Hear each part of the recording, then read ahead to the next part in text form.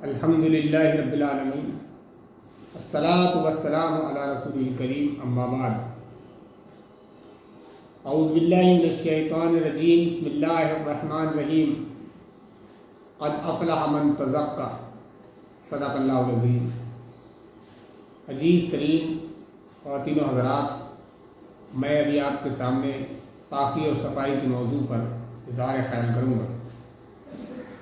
اللہ کے رسول جناب محمد رسول اللہ صلی اللہ علیہ وسلم کی ایک حدیث ہے، جس میں آپ صلی اللہ علیہ وسلم نے فرمایا کہ پاکی اور صفائی آدھا ایمان ہے۔ یعنی آدھا ایمان تو یہ ہے کہ آدمی اپنی روح کو پاک صاف رکھے، اور آدھا ایمان یہ ہے کہ آدمی اپنے جسم و کپڑوں کو پاک رکھ کر۔ روح کو پاک صاف رکھنے سے مراد یہ ہے کہ جو دل کے اندر جو گندگیاں ہوتی ہیں ان سے پاک اور صاف رکھیں۔ دل کے اندر گندگیاں کیا ہوتی ہیں؟ دل کے اندر جو گندگیاں ہوتی ہیں وہ کفر ہے، شرک ہے، بدعات ہے، برے خیالات ہیں، بری تمنائیں ہیں، ناجائز آرزویں ہیں۔ ان سب سے اپنے آپ کو پاک رکھے، صاف رکھے، دل کو بالکل ایمان سے پر رکھے۔ ایسے ہی ظاہری ناپاکی سے اپنے آپ کو پاک رکھنا ہے۔ ظاہری ناپاکی کیا ہے؟ ظاہری ناپاکی یہ ہے جو کپڑوں پر گندگی لگ جائے یا غلاظت لگ جائے تو اس کو پاک اور صاف رکھیں، اپنے جسم کو پاک رکھیں اور پاک صاف رہیں۔ اللہ کے رسول صلی اللہ علیہ وسلم نے زندگی گزارنے کے جہاں آداب سکھائے ہیں، وہیں پاک اور صاف رہنے کے بہت سے آداب سکھائے ہیں کہ ایک انسان کو اپنی زندگی کو کس طریقے سے، کس زینت سے آراستہ کرنا چاہیے۔ اللہ کے نبی صلی اللہ علیہ وسلم نے بتایا کہ جب تم بیت الخلاء جاؤ تو آپ صلی اللہ علیہ وسلم نے دعا سکھائی کہ اللہ میں تیری پناہ مانگتا ہوں شیطانوں سے جو نہ رہیں اور ان سے بھی جو مادہ ہیں۔ اور جب اس سے باہر نکلے تو آپ صلی اللہ علیہ وسلم نے بتایا کہ وہ دعا کرے کہ اللہ تیرا شکر ہے کہ تو نے مجھے عافیت بخشی اور مجھ سے میری تکلیف کو دور کر دیا۔ اسی طریقے سے نبی اکرم صلی اللہ علیہ وسلم نے جب انسان کھانا کھائے تو کھانا کھانے کے بھی آداب بتائے۔ کھانا کھائے تو اللہ کا نام لے، کہے بسم اللہ وعلی برکت اللہ، اللہ نے اس کھانے کو برکت دے، اور کھانا کھانے کے بعد کہے الحمدللہ الذی اطعمنا وسقانا وجعلنا من المسلمین، اے اللہ تیرا شکر ہے کہ نے مجھے کھلایا پلایا اور مسلمانوں میں سے بنایا۔ اسی طریقے سے نبی اکرم صلی اللہ علیہ وسلم نے سونے کے، سو کر اٹھنے سے اور مختلف تمام چیزوں کے آداب سکھائے ہیں۔ اب میں نے ابھی جو آپ کو بتایا قد افلح من تزکیٰ، ایک شروع میں نے جو آیت پڑھی کہ فلاح پا گیا وہ جس نے پاکیزگی اختیار کی۔ پاکیزگی اختیار کی، جو بھی میں نے حدیث میں بتایا کہ کفر اور شرک کو بدعات سے اپنے آپ کو پاک رکھا۔ اس نے ایمان کی ایک صفت ہے کہ مومن جو ہوتا ہے وہ شرک و بدعات میں مبتلا نہیں ہوتا ہے، وہ اپنے آپ کو پاک اور صاف رکھتا ہے۔ اسی طریقے سے نبی اکرم صلی اللہ علیہ وسلم کی حدیث ہے کہ انسان کو چاہیے کہ وہ ایک اللہ رب العزت کی عبادت کرے، اسی کی پرستش کرے، اسی کی بندگی کرے، اسی کی غلامی کرے۔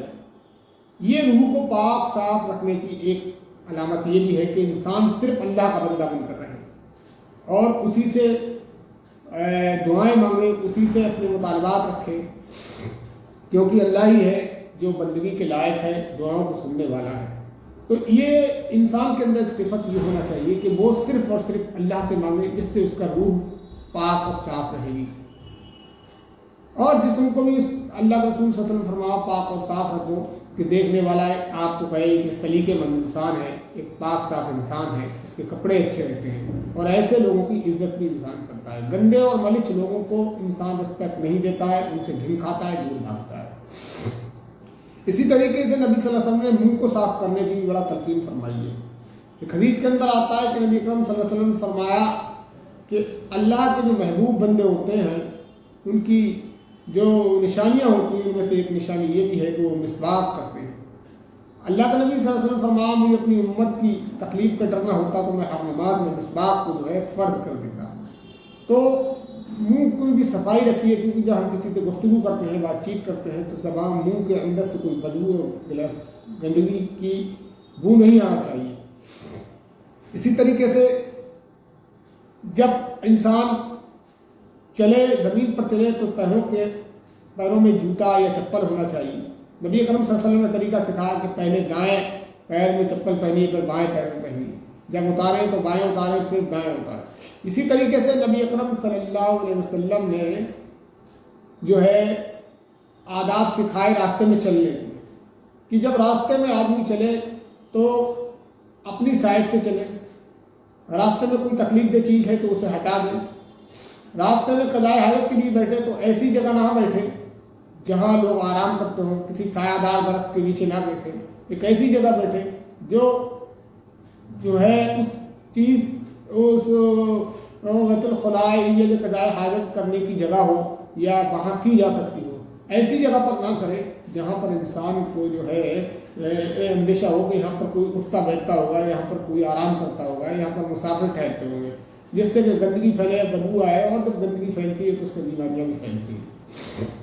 اسی طریقے سے نبی اکرم صلی اللہ علیہ وسلم نے انسان کو بتایا کہ تم جب کھانا کھاؤ تو دائیں ہاتھ سے کھاؤ، اور اپنی ناک وغیرہ صاف کرو تو بائیں ہاتھ سے کرو، استنجا کرو تو بائیں ہاتھ سے کرو. یہ ساری تہذیب اور تمدن نبی اکرم صلی اللہ علیہ وسلم نے انسان کو سکھائے ہیں. ان پر بڑا سنجیدگی سے غور کرنے کی ضرورت ہے کہ اسلام جو ہے انسان کو ہر شعبۂ زندگی میں رہنمائی کرتا ہے. اللہ کے رسول صلی اللہ علیہ وسلم کی حدیث ہے کہ مومن تو وہ ہوتا ہے جو پاک و صاف رہتا ہے. ابھی میں نے قرآن مجید کی ایک آیت جو پڑھی تھی اس میں فرمایا قد افلح من تزکا، فلاح پا گیا وہ جس نے پاکیزگی اختیار کی. اللہ تعالیٰ نے قرآن مجید میں فرمایا ہے کہ وہ آدمی کامیاب ہو گیا جس نے پاکیزگی اختیار کی، اپنے آپ کو پاک صاف رکھا، گندگیوں سے، غلاظت سے، شرک و بدعات سے، خالصتاً وہ اللہ تعالیٰ کا بندہ بن کر رہا. تو ایسے شخص کے لیے اللہ کے رسول صلی اللہ علیہ وسلم نے بشارت دی ہے کہ وہ شخص جنت میں جائے گا. اللہ تعالیٰ کہتا ہے وہ کامیاب ہو گیا. اللہ تعالیٰ سے دعا ہے کہ ہمیں بہت زیادہ پاک و صاف رہنے کی توفیق عطا فرمائے.